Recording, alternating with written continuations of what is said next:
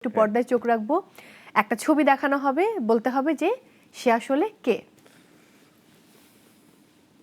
খুবই কঠিন, অনেক কঠিন। একটু বেশি ব্লার হয়ে গেছে মনে হয়, একটু একটু কম আগে দিলে আপনি বোঝা তার যেত। নাম বলেছেন।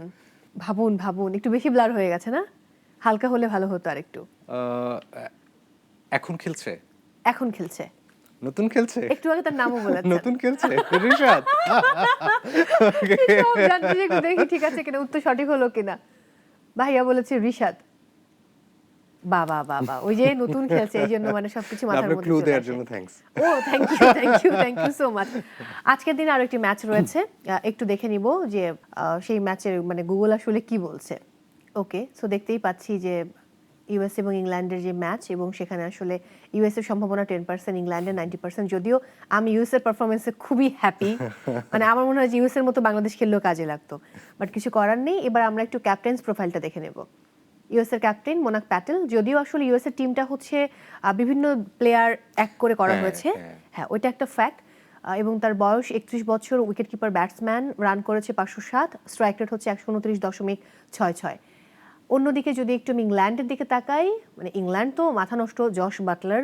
England age 33, wicket keeper batsman, runs হচ্ছে 3158 এবং স্ট্রাইক রেট 144.99। সো অবশ্যই ইংল্যান্ড খুব ভালো মানে করবে, বাট আমার কেন যেন মনে হয় যে ইউএসএ তাদের জায়গা থেকে বেস্ট পারফরমেন্স দেবে। আপনার কি মনে হয়? এটা তাদের জন্য সুযোগও। হ্যাঁ, কোন দল সাপোর্ট করবেন আজকে? ইংল্যান্ড আর আন্ডার মানে গো ফর আন্ডারডগস? আমার মনে হয় যে দেখি ইউএসএ। হ্যাঁ, আমিও ইউএসএ, হারলেও ইউএসএ।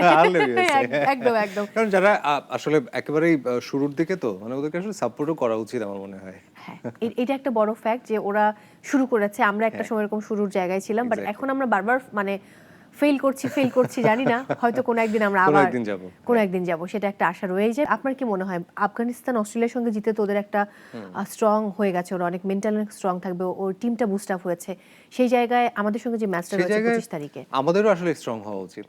যেহেতু আমরা হেরে গেলাম, তো আমরা যে পারতাম, আমাদের পারফরমেন্স লেভেলের যে জায়গাটা, সেটাও আমার মনে হয় যে দেখানোর একটা সুযোগ রয়েছে। অ্যাট লিস্ট ওই সান্ত্বনাটুকু তো পাবো। না হ্যাঁ, সেদিন খেলা কোথায় দেখবেন? টিএসসিতে নাকি বাসায় বসে বউকে নিয়ে? আমার মনে হয় বাসায় বসেই দেখতে হবে। আচ্ছা, যদি বাংলাদেশের প্লেয়ারদের মধ্য থেকে বলি যে আপনার পছন্দের প্লেয়ারকে, তাহলে কার কথা বলবেন? এবং আমার সব সময়ের জন্য প্রিয় প্লেয়ার মাশরাফি। অসাধারণ একজন মানুষ, এবং রাজনীতি করছেন। আমার মনে হয় যে উনি কোনো বিপদে পড়লে সবার আগে পুরো দেশবাসী দৌড়ে আসবে। আসলেই তাই। হ্যাঁ, এখন যারা খেলছে, এবারে যেই স্কোয়াড রয়েছে, এখানে পছন্দের প্লেয়ারকে? এখানে রিশাদের খেলাটা ভালোই লেগেছে। আর যারা আছে, আমার মনে হয় যে নতুনদেরকে একটু ভাবে সাপোর্ট করা উচিত। নতুনরা ভালো করছে, তানজিম সাকিব, জুনিয়র সাকিব খুব ভালো করছে, রিশাদ ভালো করেছে সেই জায়গা থেকে। মাহাদি যদিও ব্যাটে কিছু করতে পারেনি, বোলিং এ প্রথম ওভারটা লাস্ট ম্যাচে লিটনকে আমার খুব ভালো লাগতো, কিন্তু আসলে এবার একটু আশাহত হয়েছি। অনেক রকম গল্প আছে এদের মানে ব্যাকগ্রাউন্ডে, এক একজন এক রকম করে বলছে, আই ডোন্ট নো আসলে কি ঘটছে। না, আসলে আমার কাছে মনে হয় যে আমরা তো ফেসবুক খুললেই এক একজন এক এক রকমের মন্তব্য করে থাকি, কিন্তু আসলে মাঠে তো খেলছেন ওরাই, তো ওরা তো ওদের বেস্টটা দিয়েই খেলছে আসলে। তো তারাও তো চায় যে আমার দেশ জিতুক। যখন তারা মাঠে খেলছে, তার মানে তাদের দিকে পুরো বিশ্ব তাকিয়ে আছে, আমাদের দেশের প্রত্যেকটা মানুষ তাকিয়ে আছে তাদের উপরে। তো আমার মনে হয় তাদেরও সেই দায়বদ্ধতার জায়গাটা একটু ফিল করা উচিত। তো সেই জায়গাটা থেকে সামনে আরো ভালো করুক, সেই কামনা করি।